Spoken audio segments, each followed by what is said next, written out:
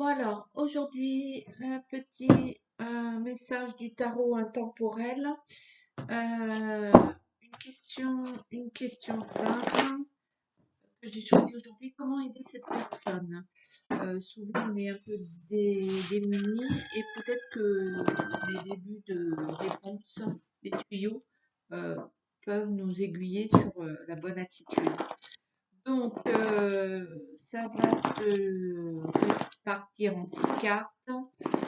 L'énergie aujourd'hui de la personne, ce qu'elle vise aujourd'hui, cette personne, ce que vous pouvez lui apporter, ce que vous devez respecter sans y toucher. Et le message qui passera le mieux, et en la 6e carte, l'attitude que vous pouvez adopter. Allez, c'est parti. Comment aider cette personne? Comment aider cette personne? Vous réfléchissez, vous vous concentrez sur cette personne. Comment aider cette personne? Allez. Hop. L'as de coupe, l'abondance. Je pense qu'en ayant cette aide, vous allez vous apporter de l'abondance. Voilà, donc le changement à la coupe et le tsaro, l'événement. Ouais. Il faut agir pour cette personne. C'est pas mal si vous prenez cette décision.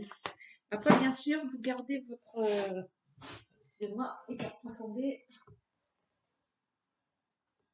Bien sûr, vous gardez votre façon de faire, votre situation face à cette personne, hein. Moi, c'est juste un aiguillage qui peut peut-être vous aider sur un plan énergétique. 5 et 6. Allez, le tirage est fait. Comment aider cette personne? Allez, là, tac, tac, tac. Et c'est parti. Alors, l'énergie de cette personne aujourd'hui, les vices, les dettes, c'est un joueur, c'est quelqu'un de fourbe, c'est quelqu'un qui fait quelque chose en dessous, tout le temps, sans arrêt, qui va pas forcément se plaindre, mais qui va accumuler les dettes. Est-ce que c'est le jeu? Est-ce que c'est le shopping? Est-ce que c'est, il dépense plus qu'il n'a. Ensuite, donc voilà son énergie. Donc du coup, une énergie dépendante, une énergie stressante, paniquante, bien évidemment. Ça marche un temps, mais au bout d'un moment, c'est pas bon, quoi. Donc vous, ça vous stresse. Et voilà, ce qu'elle a en tête, ce qu'elle vise aujourd'hui, cette personne,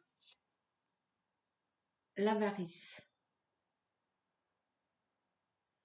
Oui, donc elle a envie de s'en sortir. L'avarice, elle voudrait arrêter de distribuer pour tout le monde. Ça peut être ça aussi, les vices, les dettes, c'est dépenser pour tout le monde, être généreux et vivre au-dessus de ses moyens. Elle voudrait être, elle veut s'en sortir. Elle veut arrêter de dépenser son argent pour un oui ou pour un non. Ce qui est du coup le moment d'intervenir pour l'épauler dans son action, je pense. Ce que vous pouvez vous lui apporter, l'autorité.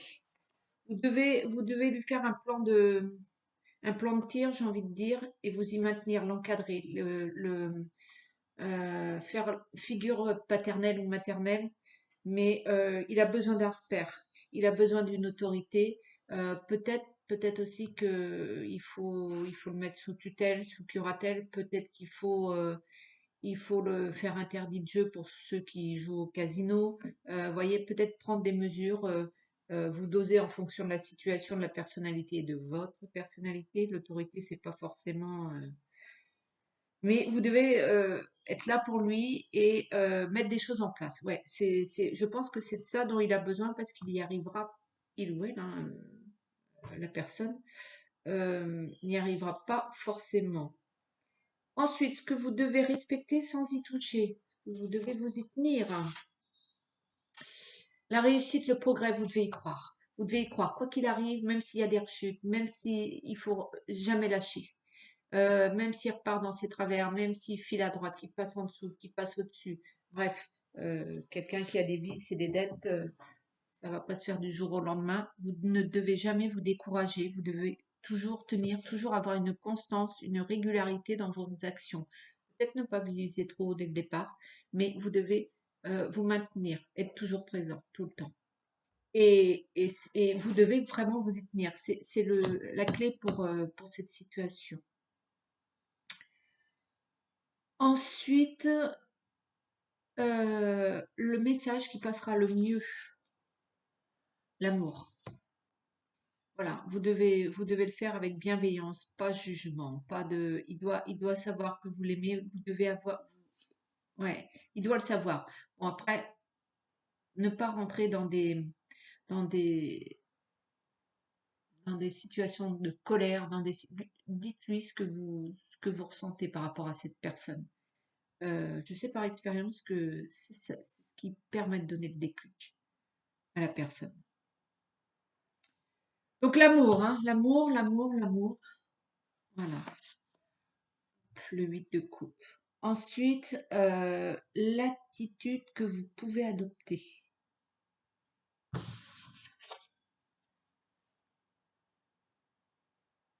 Ralentissement, la crise. Ouroboros. C'est la roue de la fortune. Ralentissement, la crise. Vous devez mettre le haut là, hein, et vous devez intervenir par cette carte d'autorité. Vous devez ralentir son rythme de vie. Peut-être est-ce qu'il est effréné. Bon, moi, évidemment, j'ai en tête un joueur invétéré, mais ça peut être les vices et les dettes, ça peut être tout à fait autre chose, hein. Ça peut être quelqu'un qui distribue son argent à tout le monde par, et qui, en finalité, se met dedans, quoi.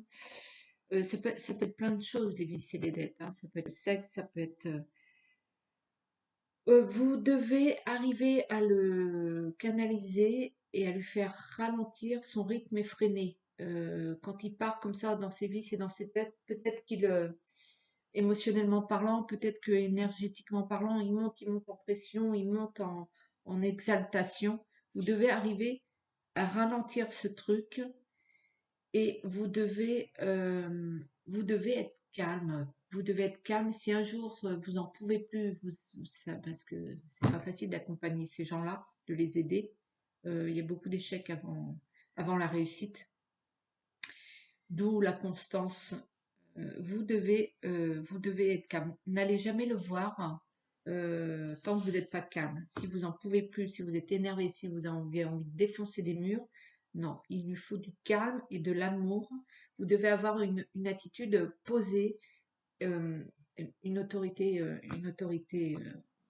pas une autorité fiable, quoi.